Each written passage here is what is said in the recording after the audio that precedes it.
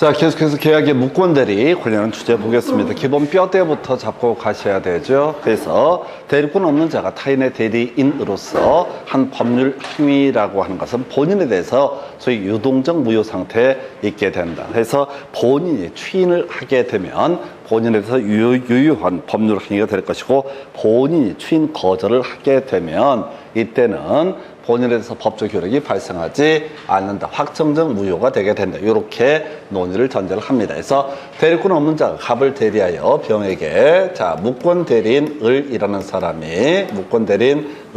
사람이 병과 계약을 체결을 하게 됩니다. 해서 자, 1번 을이 갑을 단독 상속한 경우 을은 본인의 지위에서 추인 거절권 행사할 수 없다 해서 일단 오른편인데 약간 응용 들어가는 거죠. 자, 상속이라고 하는 거, 예를 들어서 아버지 부동산을 을이라는 사람이 갑의 대리인 을이라고 개뻥을 쳐가지고 병과 계약을 체결하고 을이 고백을 하게 된다. 갑에게. 그래서 갑이 아무 말씀 못하시고 먼저 돌아가셨다라고 했을 때 단독 상속을 했습니다. 그러면 이 사람에게는 추인권, 추인 거절권이 함께 귀속이 되게 될 건데, 이때 추인 거절권을 행사하는 것은 어떻다? 허용되지 않는다라고 하는 거. 자, 이렇게 해서 1번은 옳은 표현 이렇게 구성을 하고 있고, 좀 어려웠던 지문이에요. 2번 을과 계약을 체결한 병은 갑의 추인의 상대방 될 수 없다라고 해서 겁나 쉽게 구성한 케이스죠. 자, 우리가 추인하게 되면 갑에 대해서 유효한 법률행위가 되게 된다라고 이렇게 전제를 삼았었고요. 이때 갑이 누구한테 추인을 해야 될 거냐라고 했을 때 종국적으로 병에게 의사표시가 도달해야지 어떻다? 추인으로서 효력이 발생하게 된다라고 이렇게 봐야 되죠. 그래서 만약에 이 사람이 을한테 무권 대리인한테 추인의 의사표시를 하더라도 결국 만약에 병한테 추인의 의사표시가 도달하게 되면은 당연히 추인으로서 효력이 발생하고, 갑이 병한테 직접 추인의 의사표시를 하게 되더라도 역시 어떻다? 역시 추인으로서 유효한 것이 되게 된다 해서 2번 질문을 겁나 쉽게 뽑아냈고요. 3번 갑의 추인은 그 무권 대리가 있음을 알고 추인해야지 그 효과가 갑에게 귀속이 된다. 그래서 당연히 무권대리 의미 이해한 상태에서 추인하게 되면 소급해서 갑에게 유효한 행위가 된다. 4번 갑이 을에게 추인을 한 경우에 병이 추인이 있었던 사실을 알지 못한 때라고 되어 있네요. 그래서 지금 결과적으로 추인의 의사표시는 효력이 발생하지 아니한 상태입니다. 이때 갑은 병에게 추인의 효과를 주장하지 못한다라고 할 거 옳은 표현 되게 되는 거죠. 다시 갑시다. 이 추인의 의사표시라고 하는 것은 종국적으로 누구한테? 병에게 도달해야지 추인으로서 효력이 발생한다. 자, 무권 대리인 을에 의해서 지금 이 갑의 대리인 을이라고 해서 병과 계약을 체결이 된 상태에서 만약 추인이 있게 되면 이건 확정적으로 유효가, 소급해서 유효가 되게 된다. 그래서 만약 계약 체결 자체가 5월 1일 날에 있었고 추인이 5월 10일 날 있어서 누구한테? 병에게 추인의 의사표시가 도달하게 된다라고 전제가 되게 되면은 이때 갑과 병 사이에는 유효한 법률관계가 성립하게 된다. 그래서 자, 이 선이었던 사람이 갑자기 추인 있고 나서 한 5월 20일쯤에 자, 철회권을 행사하는 것은 어떻다? 허용되지 않는다. 이걸 달리 표현하면 갑이 을에게 추인을 한 경우로서 병이 추인이 있었던 사실을 알지 못한다. 그러면 아직은 어떻다? 추인의 효력이 발생하지 않는다. 그때 갑은 병에게 추인의 효과를 주장할 수 없다라고 할 것 해서 옳은 표현 이렇게 구성을 하고 있고요. 4번 만약 을이 미성년자라면 끄트머리 손해배상을 청구할 수 없다 해서 지금 추인 거절의 의사표시가 있으면 계약의 상대방은 무권 대리인에 대해서 계약 이행 또는 손해배상을 청구할 수 있다. 그런데 두 가지 알았거나 알 수 있었을 때 또 하나 이슈가 되는 것이 제한 능력자였다라면 어떻다? 이때는 계약 이행 책임 또는 손해배상 책임을 물을 수가 없다라고 답은 겁나 쉽게 뽑았던 케이스가 되겠습니다. 그래서 자, 28회 때 나왔던 문제 답은 2번이었었고요. 그 다음에 이제 검토 드리게 될 주제는요. 자, 무권 대리에 관한 설명, 옳은 것을 고르셔서 무권 대리 행위의 일부에 대한 추인은 상대방의 동의를 얻지 못한 한 효력이 없다. 아주 쉽게 구성을 했었죠. 그래서 일부에 대한 주인, 조건을 가한 주인, 변경을 가한 주인 이런 것은 상대방의 동의가 있어야만이 유효한 것이 된다. 다시 가볼까요? 이런 논리 구조죠. 갑 소유 X 부동산에 대해서 을이라는 무권 대리인이 갑의 대리인이라고 참칭하여 병과 계약을 체결을 한 사안이다 라고 이렇게 봅니다. 자, 그런데 1억에 매매 계약을 체결을 했던 이 사안에서 갑이 1억 1,000만 원이면 팔게 라고 이렇게 했을 때 상대방 병에 승낙을 얻지 못하게 되면 이것은 아무런 효력이 발생하지 않는다. 해서 답은 1번이고요. 자, 무권 대리기를 한 경우 원칙적으로 추인한 때부터 유권 대리와 마찬가지 효력이 생긴다. 틀렸죠? 소급표라고 하는 거, 소급해서 다 유효한 것이 되게 된다라고 하는 거. 소급해서 다 유효한 것이 되게 된다. 소급표 얘기를 장래효라고 해서 틀리게 구성을 한 사례가 되겠습니다. 그래서 장래효 다시 한번 기억해 봐야 되죠. 무효인 법률 행위의 추인이라고 하는 거. 바로 기한부 법률행위에서 기한의 도래 해지. 그 다음에 지금 가등기 기한 본등기 했을 때 물권 변동 시기 본등기 했을 때부터 그 효력이 발생하게 된다. 이렇게 네 가지만 뭐가 된다? 장래효. 그리고 좀 어려웠던 것이 무효인 가등기를 유용하기로 했을 때 그것도 다 장래돼서 유효한 것이 되게 된다해서 최대 우리가 공부하면 한 5개 정도를 장래요. 그럼 따로 얘기를 하지 않게 되면 다 소급표 이렇게 가야 됩니다. 그래서 2번 추인한 때가 아니라 소급해서 유효한 것이 된다. 이런 의미가 돼야 되겠고 3번 무권 대리인의 추인의 의사표시는 본인 상대방에게 하지 않더라도 상대방이 그 사실을 알았다면 이때는 상대방에게 주장할 수 있다라고 할 것. 근데 이제 문장이 좀 어렵네요. 자, 무권 대리인의 추인의 의사표시 본인이 상대방에게 하지 않으면 상대방이 그 사실을 알았다라고 한번 전제를 해보겠습니다. 누구한테 하든 상관없어. 을한테 추인의 의사표시를 해도 되고 병한테 추인의 의사표시를 해도 되는데 만약에 을한테 추인의 의사표시라고 얘가 연락을 줬어. 추인 받았다라고 연락을 하게 되면 어떻다? 이때 추인으로서 효력이 발생하게 된다. 그래서 어떻다? 추인의 효력을 주장할 수 있다. 근데 문장이 어려워요. 무권 대리인 행위의 추인의 의사표시 본인이 상대방에게 하지 않더라도 상대방이 그 사실을 알았다라고 한다면 상대방에 대해서 추인을 주장할 수 있다라고 하는 이를 대항할 수 있다라는 표현을 쓰게 됩니다. 그래서 3번 문장이 어려웠었고요. 4번 무권 대리인의 계약 상대방은 계약 당시 대리권 없음을 안 경우에도 자 본인에 대해서 처리할 수 있다. 중요한 것 중에 하나죠. 철회권. 자 선이었을 때 몰랐을 때만 뭘 할 수 있다. 철회할 수 있다. 여기서 키워드는 뭐야? 철회할 수 있다. 철회할 수 있다. 선이었을 때만 어떻다? 철회할 수 있다. 따로 기억해 달라고 그랬어요. 선이었을 때만 어떻다? 철회할 수 있다. 자 끝머리. 자 5번 집은 어려웠어요. 무권 대리는 상대방에게 책임을 지지 않는다. 둘 중에 하나죠. 알았거나 알 수 있었을 때 또는 바로 제한 능력자였을 때만 어떻다? 무권 대리는 면책되게 된다라고. 앞을 읽지 말래니까 앞을 읽으면 당해요. 책임을 지지 않는다. 둘 중에 하나라고. 상대방이 무권 대리인이라는 사실을 알았거나 알 수 있었을 때. 그리고 또 하나 이슈가 되는 게 뭐라고요? 자, 무권 대리인이 제한 능력자였을 때 이때는 어떻다? 책임을 지지 않는다. 그러니까 이런 걸 갈 때도 거꾸로 가야 되는 거야. 자, 끝머리 철회할 수 있다. 이 문제는 전반적으로 문맥이 어려워서 까다로운데 철회할 수 있다라고 하는 건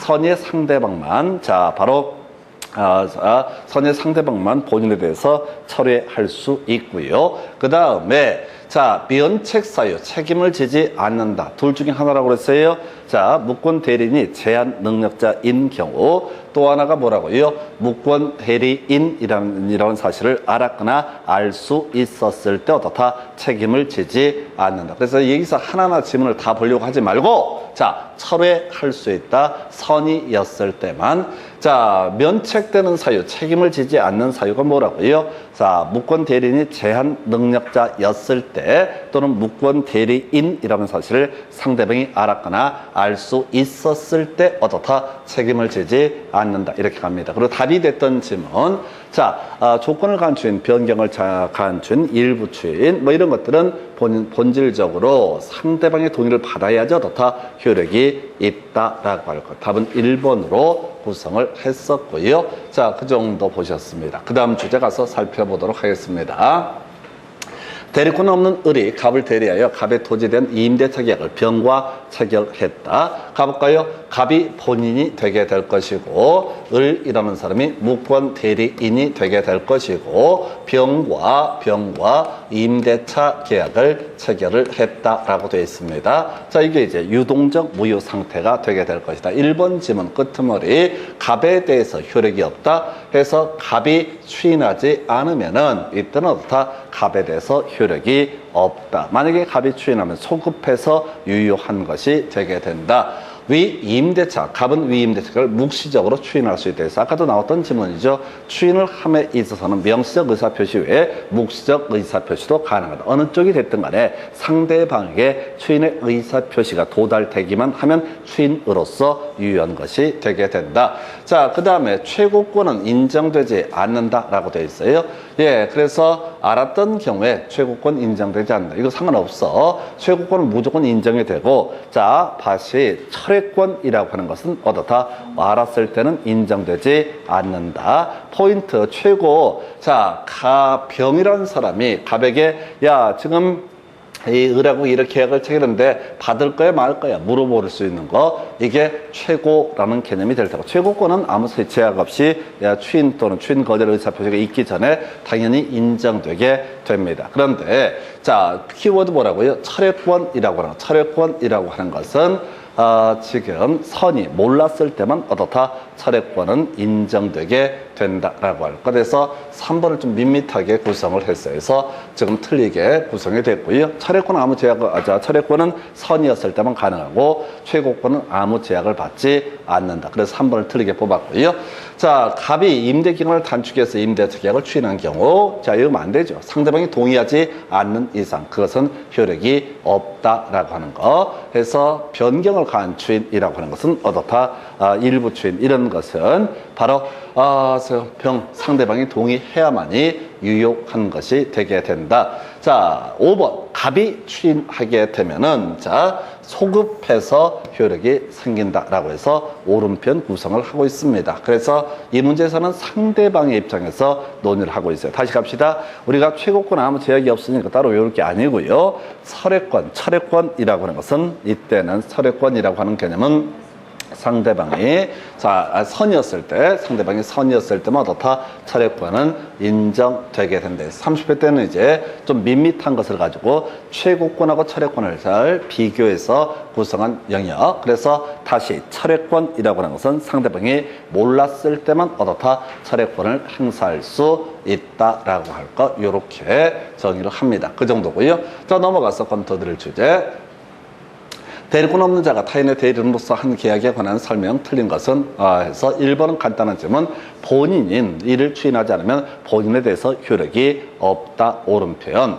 자, 지금 2번 상대방은 상당한 기간을 정해서 본인에게 추인 여부의 확답을 최고할 수 있고 본인이 그 기간 내 확답을 바라지 아니한 때 그 추인 거절한 것으로 본다 해서 깔아주는 지문이고요. 한편 최고권이라는 것은 선의 악이 불문하고 모두 인정된다. 그러나 철회권이라고 하는 것은 선이 몰랐을 때만 인정되는 개념이 된다. 그 다음에 이제 무권 대리인의 상대방은 자 끝머리 계약 이행을 청구할 수 있다. 근데 앞에 두 가지 사유가 들어가면 안 되죠. 자, 제한 능력자이거나 또는 알았거나 알 수 있었을 때 이때는 어떻다? 자, 이행 청구할 수 없다가 돼야 되죠. 그래서 지금 틀린 것은 몇 번? 3번이라고 하는 것을 가지고 구성을 했네요. 그래서 다시 갑시다. 자, 계약 이행 책임 또는 손해배상 누구한테? 무권 대리인한테 행사할 수 있다. 자, 그런데 말이죠. 문제는 뭐라고요? 자, 무권 대리인의 상대방이라고 하는 사람. 자, 두 가지에 걸리게 되면 알았거나 알 수 있었을 때 또 무권 대리인이 제한 능력자였을 때 계약 이행이나 손해배상을 청구할 수는 없다라고 할 것. 그 정도고요. 그래서 답은 3번. 자, 4번. 자, 추인은 다른 의사 표시가 없는 때 소급해서 효력이 생긴다라고 할 것. 다만 제3자의 권리를 침해할 수는 없다. 뒤쪽은 중요하지 않고요. 자, 철회할 수 없다. 나와 있죠? 철회할 수 없는 케이스 알았을 때, 자, 악이었을 때는 어떻다? 철회권 행사할 수 없다라고 하는 거. 그래서 여기서 이제 면책 사유를 가지고 쟁점을 삼고 있습니다. 다시 갑시다. 지금 보게 되면 주로 나오는 것들, 본인이 추인하거나 추인 거절을 하게 되면, 자, 이에 따른 법률과 추인하게 되면 본인에 대해서 유효한 것이 되게 된다. 그리고 이것은 뭐야? 소급해서 유효한 것이 된다. 근데 일부 추인, 변경을 가한 추인은 상대방이 동의를 받지 않는 이상 뭐가 된, 동의 없으면 무효라고 이렇게 봐야 할 것이고요. 그 다음에 또 하나, 추인 거절을 하게 되면 본인에 대해서 어떻다? 아무런 법적 효력이 본인에 대해서는 법적 효력이 발생하지 않는다라고는, 이게 이제 기본적인 골격이 될 것이고요. 자, 추인 거절에서 파생됐던 문제, 바로 상대방이라고 하는 사람은 무권 대리인에게 책임을 물을 수 있다. 계약 이행 책임, 손해배상 책임을 물을 수가 있다. 그런데 이때 두 가지 사유 있었죠.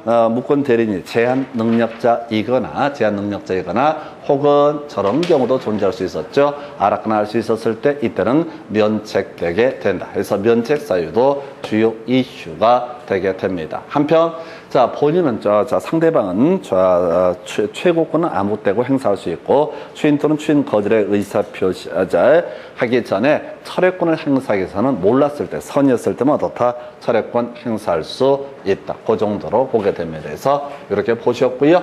자, 그 다음에 이제 검토 드릴 주제. 대리권 없는 을이 갑의 이름으로 갑의 부동산을 병에게 매도해서 소유권 이전 넣기까지 맞춰주게 된다. 자, 그 후 을이 갑을 단독 상속을 했을 때 틀린 것을 고르시오라고 해서 가볼까요? 자, 갑 소유의 X 부동산에 대해서 무권 대리인 을이 자, 누구랑 병과 계약을 체결하고 심지어 등기까지 넘겨주게 됩니다. 자, 이때 이 문제 좀 어려운데 일단 이때 갑과 병 사이의 계약이라고 하는 것은 이 사람이 추인을 했다는 얘기가 없거든요. 아직 추인을 했다는 얘기가 없기 때문에 무효이다라고 해서 옳은 표현 이렇게 구성을 하게 될 테고요. 한편 그 사이에 갑이 사망하고 을은 추인 거절권을 행사할 수 없는 상태가 되게 됩니다. 아까 무권 대리인이 갑을 단독 상속하게 되면 추인 거절권은 인정되지 않는다. 그래서 추인 거절권이 인정되지 않기 때문에 그냥 병은 이제 어떻다? 병명의 등기는 유효한 것이 되게 된다. 자, 그 다음에 세 번째, 을은 무권 대리를 이유로 등기 말소를 청구할 수 없다 해서 2번과 같이 맞물려 있는 거죠. 자, 말소 등기란 게 무효인 등기 지워달라고 요구하는 것을 말소 등기 청구라 부릅니다. 그런데 현재 자, 갑은 사망에 이르게 될 것이고 그 다음에 을은 추인 거절권을 행사할 수 없고 병명의 등기가 유효한 것이기 때문에 이 부분에 대해서 말소 등기를 청구하는 것은 허용되지 않는다. 4번 을은 무권 대리를 이유로 병에게 부당이득 반환 청구할 수 있다 해서 이걸 틀리게 뽑았죠. 자, 별 내용도 아닌데 지금 이미 병이 소유권을 가지고 있습니다. 근데 부당이득의 문제가 발생하지 않아요. 병이 자기의 땅을 자기가 쓰는 것들은 전혀 법적으로 문제가 되지 않는다. 근데 뜬금없이 을이 부당이득 반환 청구를 하는 것은 허용되지 않는다. 좀 어려웠던 문제입니다. 자, 전체적인 맥락을 다 물어보는 거야. 그래서 4번 점은 틀리게 뽑았고요. 5번 만약 병이 그 부동산을 정에게 매도하고 등기를 해줬을 때 자, 병이 온전하게 소유권 취득했으니까 정에게 등기를 넘겨주면 정은 또 다 온전하게 소유권을 취득한다. 그러니까 을이 거기에 대해서 뭐라고 시비를 걸 사안이 아니다. 이 문제의 논의의 핵심 이슈는 그렇죠. 자, 지금 갑의 무권 대리인 을이 자, 등기까지 병에게 넘겨준 상태다. 그럼 원래 갑과 병 사이의 계약은 무효이지만은 갑이 사망에 이르게 됨으로써 을은 더 이상 추인 거절권을 행사할 수 없다. 그래서 누가 병이 온전하게 소유권을 취득을 하게 된다. 병이 병 소유의 토지를 이용하는데 을이 병에 대해서 무슨 부당이득 반환 청구니 뭐니 등기 말소 청구니 이런 것들은 전혀 인정될 여지가 없다라고 할 것. 그래서 답은 4번 이렇게 보셨고요. 그 다음 주제. 자, 갑은 을에게 자신의 엑스토지에 대한 담보권 설정의 대리권을 수여했으나 을은 엑스토지를 병에게 매도하는 계약을 체결했다. 자, 이게 이제 소위 이름하여 권한을 넘는 표현 대리라는 개념이 되게 됩니다. 갑이 대리권을 을한테 수여하긴 했어. 그런데 이게 이제 이 사람이 자신의 대리권을 뛰어넘어서 담보권 설정, 돈 빌려오라고 대리권 수여했는데 이 사람이 이 부동산을 병과 매매하는 계약까지 체결을 해버리게 된다. 이걸 이름하여 권한을 넘는 표현 대리라는 개념과 연계가 되는 겁니다. 일단은 팔아버린 부분은 뭐가 된다? 무권 대리가 되게 될 거고, 만약 갑이 이 부분에 대해서 추인을 하지 않더라도 병은 경우에 따라서 뭘 주장할 수 있다? 표현 대리의 법리를 주장할 수 있다. 표현 대리라는 것은 본인이 추인 거절을 하더라도 본인에게 법적 책임을 묻는 것을 뭐라고 한다? 표현 대리. 뜬금없이 1번 겁나 웃긴 얘기 나와 있다. 을은 표현 대리 성립을 주장할 수 있다. 표현 대리는 누가 주장하는 거야? 무권 대리네 상대방이 본인이 추인 거절을 하더라도 이거는 위임장 다 보고 있으니까 너가 법적 책임을 져라, 이런 얘기이기 때문에 1번 틀렸고요. 만약에 표현 대리가 성립하게 되면 병에게 과실이 있다고 전제했을 때 갑의 책임을 경감할 수 있다. 일단 틀리게 구성되고, 일단 유보, 이건 너무 어려워. 3번 병은 계약 체결 당시 을에게 계약을 체결할 대리권이 없음을 알았다라고 할지라도 철회할 수 있다. 키워드 뭐야? 철회할 수 있다. 키워드 뭐라고요? 철회할 수 있다. 키워드 뭐라고요? 철회. 철회되는 건 뭐야? 몰랐을 때만 뭘 할 수 있다? 철회할 수 있다. 읽어보면 안 돼. 읽어보면 안 돼. 뒤쪽 가야 돼. 철회할 수 있다. 철회할 수 있다는 몰랐을 때만 뭘 할 수 있다? 철회할 수 있다. 그 다음에 엑스토지가 허가구역 내에 있는 경우로서 토지거래를 받지 못해서 무효가 됐을 때 표현 대리가 성립할 수 있다라고 해서 틀리게 또 구성을 했었죠. 다시 갑시다. 표현 대리라고 하는 것은 기본적으로 무권 대리를 전제로 하는 개념이다. 따라서 유권 대리에 대해서는 표현 대리라고 하는 법리가 적용되지 않는다. 두 번째 나왔던 것이 저거 있었다. 지금 이제 무효인 법률행위에도 표현대리에 관한 법리가 적용되지 않고요. 대리행위가 아니었을 때도 표현대리에 관한 법리가 적용되지 않는다. 그래서 지금 틀리게 뽑았고요. 그 다음에 을이 엑스토지든 매매 계약을 간명의가 아니라 자신의 명의로 병과 계약을 체결했을 때 표현대리가 성립할 여지가 없다라고 해서 이걸 이제 답으로 구성을 하는 거죠. 그래서 표현대리의 내용을 물어보는 것이 아니라 대부분의 문제가 뭐라고요? 표현대리가 적용될 수 있는 것과 없는 것. 그래서 우리가 표현대리에 관한 법리가 적용되지 않는 것이 하나, 둘, 셋 무효인 법률행위가 어떻다? 표현대리에 관한 법리가 적용되지 않는다. 대리행위가 아니었을 때 어떻다? 표현대리에 관한 법리가 적용되지 않는다. 유권 대리했을 때 당연히 표현대리에 관한 법리가 적용되지 않는다. 그래서 이 문제에서는 취지가 표현대리의 적용, 계속 문제의 대부분이 표현대리 운운하게 되면 항상 적용, 표현대리 뜨게 되면 키워드가 뭐라고요? 적용이라고 하는 것을 가지고 보고 있고요. 세 가지가 줄줄줄 나와야 돼. 자, 무효인 법률행위에 대해서 표현대리에 관한 법리가 적용되지 않는다라고 할 것. 그 다음에 대리행위가 아니었을 때 표현대리에 관한 법리가 적용되지 않는다. 유권 대리했을 때 당연히 표현대리에 관한 법리가 적용되지 않는다라고 할 것. 답은요, 5번으로 구성을 하고 있습니다. 그래서 이렇게 해서요. 이 정도까지. 다시 갑시다. 계약의 무권 대리입니다. 본인이 추인 거절을 하게 됩니다. 그럼에도 불구하고 그 상대방이 누구에 대해서 본인에 대해서 일정한 법적 책임을 묻게 하는 제도, 이걸 우리가 표현 대리라고 부르게 될 것이고, 표현 대리는 기본적으로 무권 대리를 전제로 하기 때문에 완전 무효가 되어버리거나 유권 대리거나 대리행위가 아니었을 때는 표현 대리에 관한 법리가 적용되지 않는다. 이렇게 가게 됩니다. 그 다음 주제요. 표현대리에 관한 설명 옳은 것은에서 상대방의 유권대리 주장에는 표현대리 주장도 포함된다. 틀렸죠? 표현대리라고 하는 것과 유권대리는 양립할 수 없는 거죠. 유권대리는 그냥 대리권 수여했으니까 본인이 책임을 져라, 이런 얘기를 하는 것이고, 표현대리라고 하는 것은 무권대리임에도 불구하고 선의 무과실의 상대방을 보호할 필요가 있을 때 본인이 무권대리임에도 불구하고 추인 거절을 함에도 불구하고 본인에 대해서 법적 책임을 강요할 강제하는 것을 가리켜서 표현대리. 그래서 1번 두 가지 표현대리 주장과 유권대리 주장은 양립할 수 없는 개념이다. 2번 자 몰라도 되고요. 3번 자 포함된다라고 해서 오래전 문제인데 자 기본 대리권에는 점점점이 포함된다. 무조건 오른편 외워달라고 그래서 내용을 읽지 말라고 그래서 종류가 계속 바뀌니까 자 아까 세 가지 외워달라고 그랬잖아요. 세 가지도 아니고 두 개밖에 안 되는구나. 첫 번째 기본 대리권은 점점점이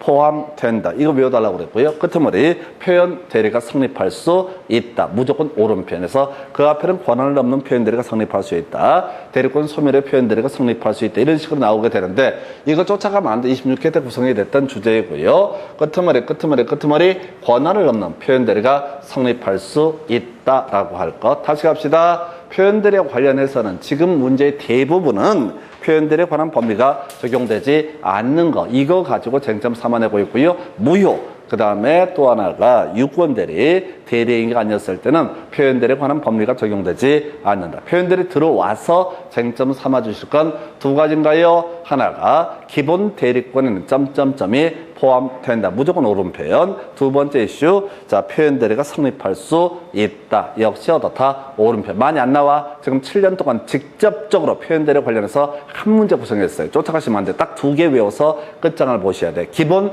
대리권에는 점점점이 포함된다. 옳은 표현. 그 다음에 표현 대리가 성립할 수 있다. 옳은 표현. 나머지 의미 없어요. 그래서 이 문제에서는 3번하고 5번 뒤만 가실 거. 자, 7년 동안 한 문제, 16년 동안 한 문제가 두 문제 정도에 불과합니다. 그리고 외울 내용이 너무 많습니다. 그래서 이게 실질적으로 공부를 하기는 썩 좋은 부분은 아니에요. 공부를 해서 점수가 나올 것 같으면 해보겠지만은 이건 양 대비해서 외울 가능성이 현저히 낮아. 그래서 기본 대리권엔 점점점이 포함된다. 무조건 옳은 편. 표현 대리가 성립할 수 있다. 무조건 옳은 편. 이렇게 단순하게 가주실 것. 그래서 답은 3번. 그 다음 검토될 주제, 임의 대리 등에 관한 설명. 자, 틀린 것을 모두 고르시오. 뒤에 각자 대리라고 하는 거 들어가야 되죠. 대리인 수인이 여러 명일 때, 수인일 때 어떻다? 각자 대리라고 하는 거. 자, 권한을 정하지 않은 대리권, 보존 행위만을 할 수 있다. 틀렸죠? 이용 계량 행위도 할 수 있었고, 보존 행위도 할 수 있었다. 그 다음에 유권 대리 주장 속에는 표현 대리 주장이 포함되어 있다. 틀렸죠? 아까 유권 대리와 표현 대리는 어떻다? 양립할 수 없는 개념이다. 라고 설명을 드렸습니다. 유권 대리 주장이라고 하는 것, 이거하고 표현 대리는 아무런 자 관계가 없다. 표현 대리는 뭐라고 했어요? 무권 대리. 두 번째, 본인의 추인 거절. 그럼에도 불구하고 본인이 일정한 법적 책임을 져라. 라고 하는 개념이 뭐가 된다? 표현 대리라는 개념이 되게 된다. 라고 해서 답은요, 지금 이제 틀린 것을 고르시오. 예, 다 틀리게 구성을 해서 답은 5번 이렇게 구성을 합니다. 30회 때인가요? 그래서 좀 쉽게 나왔던 주제. 뭐 결과론이고요. 시험 볼 때는 당황스러울 수도 있는 몇 가지 질문이 있나요? 그래서 하여튼 뭐 사람마다 이거 계속 디귿번 같은 경우도 쉼 없이 구성이 되고 있고요. 계속 지금 논의의 포인트 자체를 잡아내야 돼. 26회 문제를 제외하고 표현 대리와 관련한 쟁점에서는 다른 거 다 필요 없고 지금 두 가지. 자, 표현들에 관련해서는 크게 세 가지가 되나? 첫 번째 이슈, 적용 배제라고 해서 첫 번째, 무효인 법률행위, 그 다음에 유권대리, 대리행위가 아니었을 때 표현 대리에 관한 법리가 적용되지 않는다. 이게 첫 번째 카테고리. 두 번째 이슈, 아까 기본 대리권에는 점점점이 포함된다. 세 번째, 표현 대리가 성립할 수 있다. 이렇게 가셔야 돼요. 이거 읽어봐서는 절대 못 쫓아가요. 양들이 많아가지고 머리가 폭발해버리는 파트입니다. 그래서 답은 5번 이렇게 보셨고, 그 다음에 이제 검토 드리게 될 주제.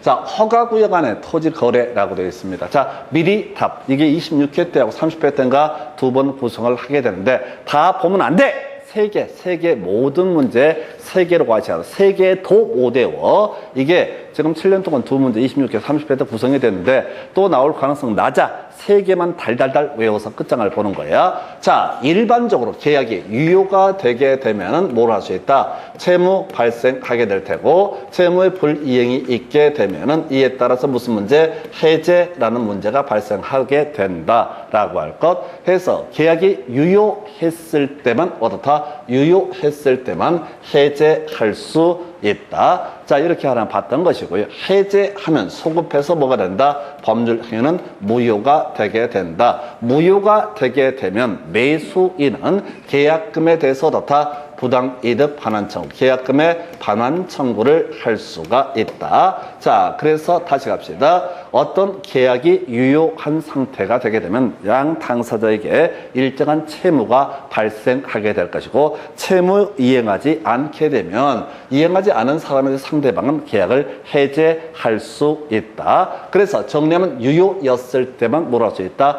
해제할 수 있다. 하나 더, 무효, 자, 해제권을 행사해서 이 계약이 소급해서 무효가 되게 되면, 이제 원상 회복의 문제가 발생하기 때문에, 자, 이때 매수인은 어떻다? 계약금 반환 청구, 매수인, 계약금을 지급했던 매수인은 매도인에게 계약금 반환 청구, 부당이득 반환 청구할 수 있다. 그런데 이게 일반적인 법률 관계가 될 테고, 허가구역 안에서의, 허가구역 내에서의 토지 거래라고 하는 것은 유효도 무효도 아닌 유동적 무효 상태에 있다. 그래서 유동적 무효 상태이기 때문에 이때 해제권의 채무 불이행을 원인으로 하는 계약 해제권 행사할 수 없고요. 그 다음에 유동적 무효이기 때문에, 아직은 무효가 아니기 때문에 계약금 반환 청구할 수 없다. 그 외에 살아나 붙였던 것이 구역 내에서 중간 승약 등기는 뭐가 된다?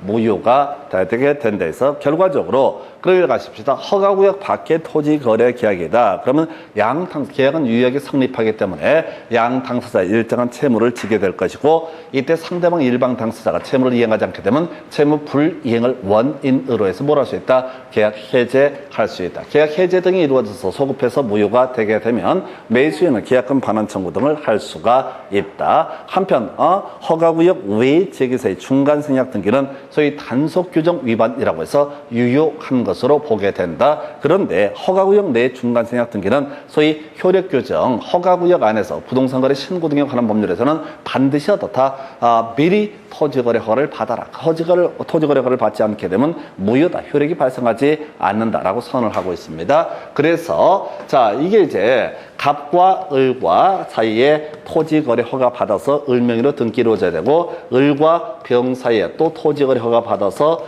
또 등기가 이루어져야 된다. 이게 이제 허가구역 안에서의 법률 관계가 될 텐데, 이거 중간 생략 등기를 하게 되면 이거 뭐가 된다? 허가구역 내에서는 특별히 뭐가 된다? 무효가 된다. 그러니까 허가구역 안하고 밖을 비교해봐야 돼. 허가구역 밖에서는 중간 생략 등기 행정 형벌을 받는 건 별개의 문제로 그 자체는 유효한 것이 되게 된다. 근데 허가구역 내 중간 생략 등기는 뭐가 된다? 무효가 되게 된다. 특이한 거니까 출제 포인트가 되는 거야. 두 번째, 계약이 유효하게 성립했을 때 채무 불이행을 원인으로 하는 계약 해제 문제가 발생하게 된다. 근데 유동적 무효 상태에서는 채무 자체가 발생하지 않기 때문에 채무 불이행을 원인으로 하는 계약 해제도 다 허용되지 않는다라고 할 것. 세 번째 이슈가 돼야 되는 것이 바로 무효가 됐을 때 매수인은 계약금에 대해서 교부했던 계약금에 대해서 부당이득 반환 청구할 수 있다. 근데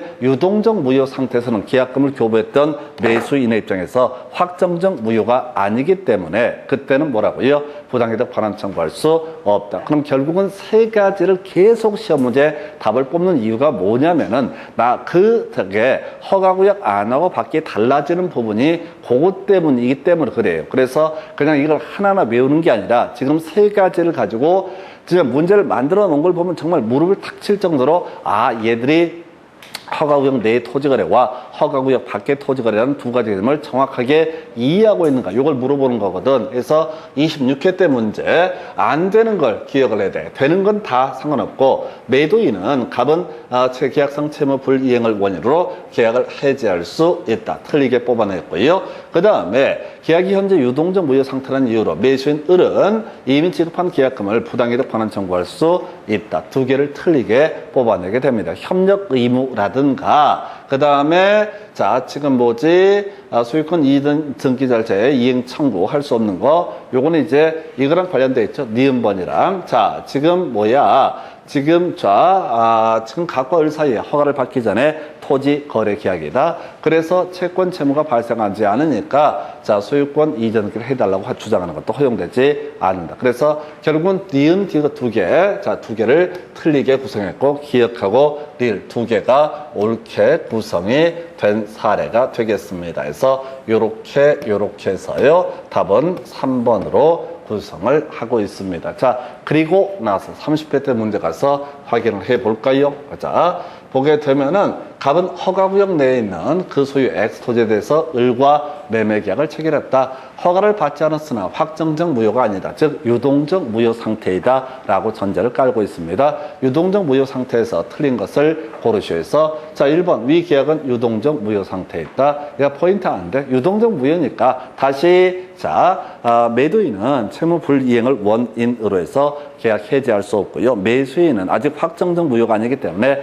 계약금 등 부당이득 반환 청구할 수 없다라고 할 것. 그리고 중간생략 등기는 뭐가 된다? 특별히 무효. 해서 1번 을이 계약 내용에 따른 2번 지문 채무를 이행하지 않더라도 갑은 채무 불이행을 원인으로 계약 해지할 수는 없다. 3번 갑은 을의 매매 대금 제공 이행이 없음을 이유로 허가 신청 의무에 대한 허가 신청에 대한 협력 의무의 이행을 거절할 수 없다 해서 설차 이게 유동적 무효 상태라 할지라도 우리 법에서는 허가 신청 절차에 협력할 의무를 양 당사자에게 부여하고 있습니다.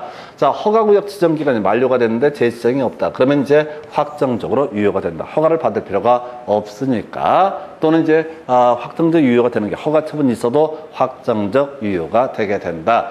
자, 을이 병에게 이 토지를 전매하고 병이 자신과 갑을 매매 당사자로 허가를 받아서 갑으로부터 곧바로 등기를 이전받았다면 등기는 유효하다라고 해서 5번을 틀리게 뽑아냈어요. 자, 26회 때는 두 가지. 자, 매도인 갑은 채무 불이행을 원인으로 계약 해지할 수 없다. 이 주제하고요. 그 다음 매수인 을은 아직 확정적 무효가 아닌 상태에서 계약금 등 부당이득 반환 청구할 수 없다. 이 두 가지 주제를 쟁점으로 삼아냈었고요. 그리고 나서 이제 기존 문제를 업어쳐서 피해서 내려고 하다 보니까 지금 허가구역 내에 중간생략 등기 뭐가 된다? 무효. 이 주제를 가지고 구성합니다. 그러면 이제 이 정도까지 해서 답은 5번으로 구성을 하게 돼. 이 정도가 유동적 무효. 다시 기본 틀 가보겠습니다. 유동적 무효라고 하는 거. 이게 이제 우리가 법률행위 종류를 따짐에 있어서 무효인 법률행위라는 것이 있을 수가 있겠고 거기는 강행 규정에 위반한 법률행위, 그 다음에 민법 103조 위반, 104조 위반 이런 것도 있겠고 통정 허위 표시 109조 위반이 있었고요.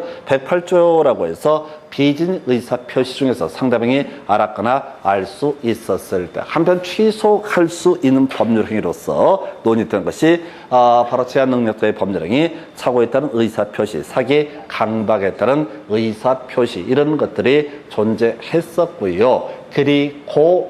그리고 나서 유동적 무효, 계약의 무권 대리하고 허가 구역 내 토지 거래 이 두 개가 유동적 무효의 한 범주에 속하게 된다. 해서 다시 계약의 무권 대리 어려운 거 생각하지 말고 가장 기본만 가십시다. 본인은 추인 또는 추인 거절의 의사 표시를 할 수 있다. 이때 본인이 추인을 하게 되면 소급해서 유효한 것이 되게 되는데 일부 추인, 변경을 가한 추인 등은 어떻다? 이것은 무효, 상대방이 동의를 하지 않는 이상 무효라고 이렇게 봤던 것이고요. 한편 본인이 추인 거절의 의사표시를 했다. 그래서 상대방이 도달했다라고 했을 때 본인은 법적 책임을 지지 않겠지만 상대방은 무권 대리인에 대해서 계약 이행 책임 또는 손해배상 책임을 물을 수가 있다. 다만 출제 포인트, 자, 무권 대리인이 제한 능력자이거나 무권 대리인이라는 사실을 알았거나 알 수가 있었다면 이때는 면책 사유가 되게 된다. 이 정도 이슈가 주연 뼈대 됐었고요. 자, 허가 구역 안에 토지 거래라고 하는 건 간단했었지. 두 가지 쟁점, 세 가지가 되는구나.